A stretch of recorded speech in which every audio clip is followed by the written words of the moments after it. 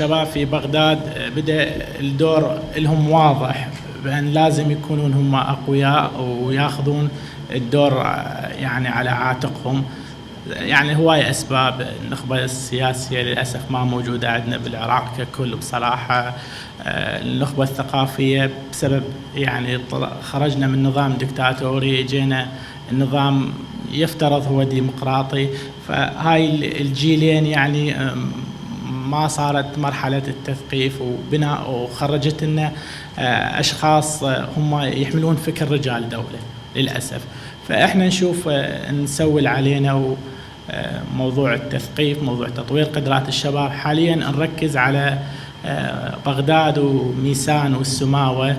عندنا 3 مبادرات: مبادرة تثقيف المرأة الريفية، هاي المبادرة بصراحة بيها شوية حساسية، فنتعامل معها بدقة وبتأني، لأن هاي المناطق هم يحملون ثقافة ضد المرأة. عندنا مبادرة أخرى هو تمكين الشباب بالمشاركة بالسياسة. يعني ما نقصد بالسياسة بالعملية السياسية، نقصد بالسياسة تطوير القدرات، بالإضافة إلى الضغط والمناصرة حول القوانين، فمثلا قانون الانتخابات وما شابه.